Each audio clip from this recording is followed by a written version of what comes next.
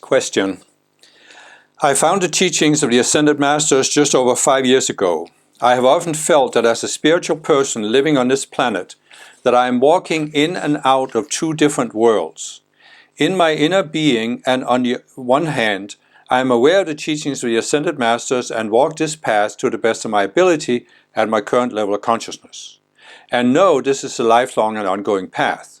Yet when I'm away from home, out in the world with family or acquaintances who are not walking this path, I feel as though I am weaving in and out of two different worlds. It truly and often feels like cognitive dissonance. Sometimes it feels as though in my mind I'm aware of a higher level of truth that the Masters teach. Yet when I walk out into the world in daily life, I see little evidence of what my inner knowing tells me is true and what the Masters teach. Sometimes I feel I have one foot in one world and one foot in another. Is there some way to bridge the dissonance gap? Is this a fundamental division in my own being, a separate self? Any comments would be earnestly appreciated. Well, that is a very important question that I certainly have faced myself, and I know many other people who have faced it. If I was to give a really short answer, I would say, this too shall pass. Because it is a phase. It's a very understandable phase, and I think it's pretty much unavoidable. At least most people I know have gone through it. Because, as I've said before, we grow up in these societies without any spiritual understanding. And then we find a spiritual teaching, and it's not just Ascended Master students who experience this. Many spiritual people experience this. So we find a spiritual teaching that gives us a worldview that is so fundamentally different than what we were brought up with, that it's just a huge gap. I mean, it's really a huge gap. I think back to my own family. I always knew there was some spiritual reality, but I look at my whole family, they have no interest in it whatsoever. And then I find the spiritual path when I'm 18, and I suddenly see that it's like this whole world opens up. There's so much more to life, and I still experience my family has no interest in it whatsoever, and rejected me when I tried to tell them about it. So, yes, I understand that you go into this phase for a time where you feel the contrast, you're very aware of the contrast between the two worldviews.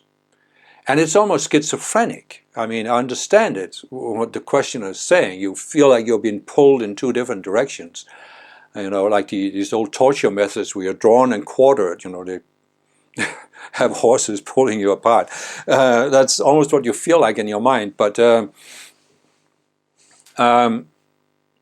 it is going to go away as you walk the path. And it's not like, I can't snap my fingers and say, here's the insight that's going to make it all go away. Because you're actually right what it said in the question. Is it a division in my own being, a separate self? And yes, it is. It is a division in your own being. And it's probably a conglomerate of selves. And I think it could be different for other people, but at least for me, I feel that not only as I was growing up in this lifetime, but even going back past lifetimes, I can see that when I look back, I always felt I had to be very respectful of other people and their beliefs. I didn't feel it was my role to challenge other people or put them down or ridicule their beliefs or be aggressive. I never felt that was really my role.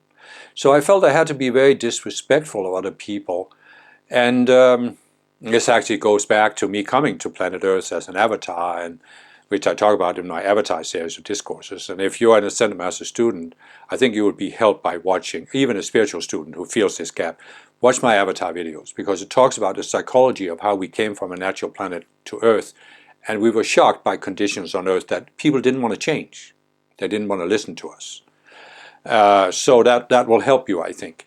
But what I'm saying is that I found, at least in myself, and I see the same in many other spiritual people, we feel we have to have a certain loyalty to people who are close to us, not challenge them. And what I found was that over time, I came to see that it's not that I need to be critical of other people or challenge them. I don't need to change other people. But on the other hand, I need to respect my own free will as much as I respect their free will. And I wasn't always respecting, in fact, in many ways, I wasn't respecting my own free will. Because I thought I had to change myself in order to accommodate others. And that was just a conglomerate of separate selves. And when I came to see this, which took, years to see it all, when I came to see it, it faded away. And I came to a point where now, it's not that I talk to people in my family about spiritual matters, I don't. But I don't feel any gap, I don't feel any contradiction there. I have a relationship with my family that I've decided it's going to be on their terms. We talk about the things that interest them. And I don't think they even understand what I'm doing with my spiritual path. And I don't need them to. See, there was a time where, when I was young, where I wanted them to understand and at least respect what I was doing. But now, it doesn't matter to me. I don't have to change them. It's not my responsibility to change them. But that's because I've overcome these selves that felt I had to be loyal, or even at a deeper level, I had to decide to change other people. And I needed validation for my own beliefs. And when I overcame all of that, it was like the dissonance gap, good good expression, the dissonance gap. Is there some way to bridge the dissonance gap? I didn't bridge it. It just faded away. The gap just disappeared. Because it didn't matter to me that there are two worldviews. It's not, I understand you're living in two different worlds, but it's really not two different worlds, it's two different worldviews. But to me, it just doesn't matter anymore, because I understand they have their worldview. I understand they probably won't change that in this lifetime.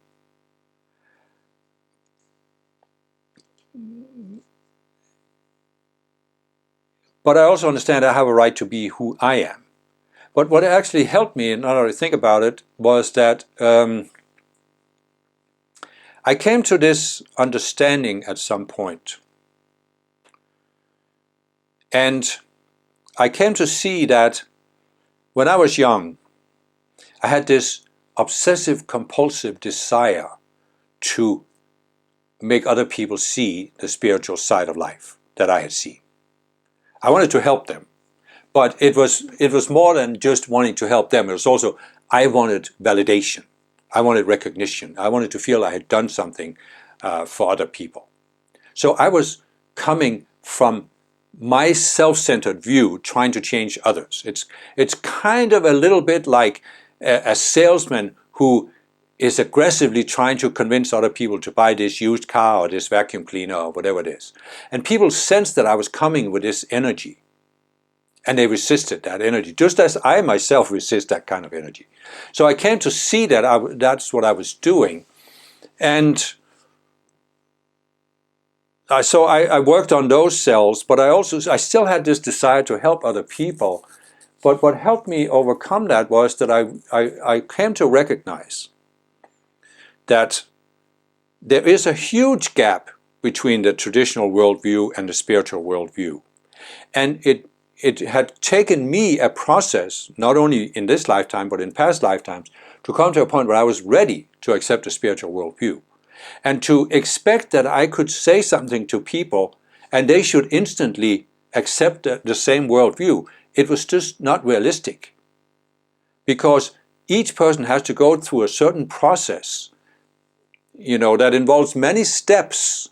It's like I've talked about the 4 levels of the mind, the identity, mental, emotional, and physical. So most people are focused at the physical level.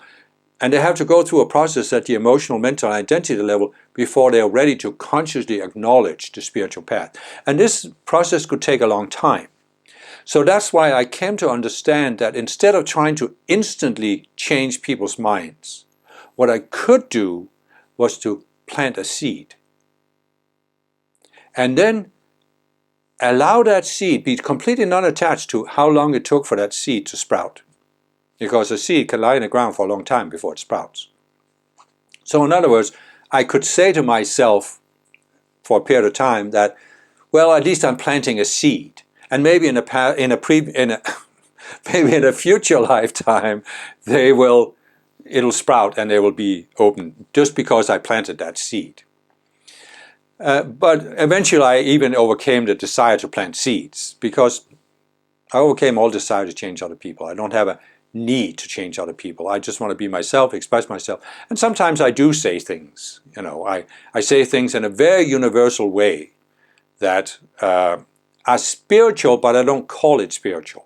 I just talk about, for example, psychology and overcoming things in your psychology. And interestingly enough, sometimes I will say this to people, and then 2 months later they'll say the same thing back to me as if this was something they thought about themselves, because they've forgotten that I said it.